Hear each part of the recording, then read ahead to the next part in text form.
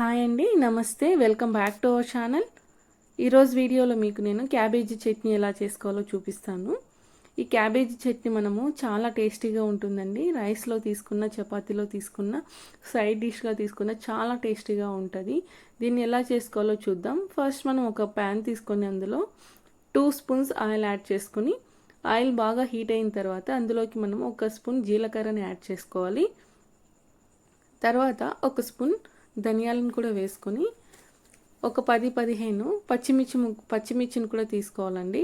తర్వాత ఇందులోకి మనము 5-6 వెల్లుల్లి రెబ్బల్ని కట్ చేసి పెట్టుకున్నటువంటి క్యాబేజీ ముక్కల్ని కూడా వేసుకొని బాగా ఫ్రై చేసుకోవాలి. అలాగే 1 స్పూన్ పసుపు కూడా యాడ్ చేసుకోవాలండి. ఇదంతా మనము ఒక 2 మినిట్స్ బాగా ఫ్రై అయిన తర్వాత ఇందులోకి మనము 2 పెద్ద సైజు టమాటాలని కట్ చేసుకొని టమాటా ముక్కల్ని కూడా యాడ్ చేస్తాము. తర్వాత కొంచెం చింతపండు కూడా యాడ్ చేసుకుంటామండి. సో ఇదంతా మనము మీడియం ఫ్లేమ్లో పెట్టుకొని బాగా ఫ్రై చేసుకోవాలి. తర్వాత ఒక 10 మినిట్స్ మనము మూత పెట్టేసి 10 మినిట్స్ బాగా మగ్గించాలండి. మీడియం ఫ్లేమ్లోనే మగ్గించిన తర్వాత మనం మూత తీసి చూస్తే మనకి 10 మినిట్స్ తర్వాత మనము లిడ్ ఓపెన్ చేసి చూస్తే మనకి ఇలా మగ్గిపోయి ఉంటుంది. దీన్ని మనము ఒక మిక్సీ జార్లో తీసుకొని చల్లార్చి మిక్సీ జార్లో తీసుకోవాలండి. కొంచెం సాల్ట్ యాడ్ చేసి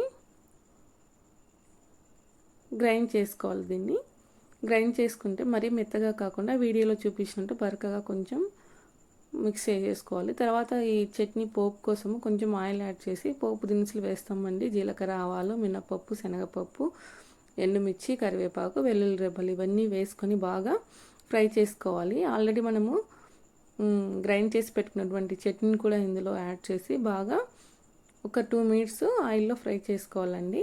ఇలా ఫ్రై చేసుకుంటే మనకి ఎంతో టేస్టీగా ఉండే క్యాబేజీ చట్నీ రెడీ అయిపోతుందండి. ఈ చట్నీ మనము చాలా టేస్టీగా ఉంటుందండి. మనం రైస్లో తీసుకున్నా కానీ, చపాతీలో తీసుకున్నా కానీ, పప్పన్నంలో మనకి సైడ్ డిష్గా తీసుకుంటే చాలా బాగుంటుంది. ఒకసారి మీరు కూడా ట్రై చేసి చూడండి, చాలా టేస్టీగా ఉంటుంది.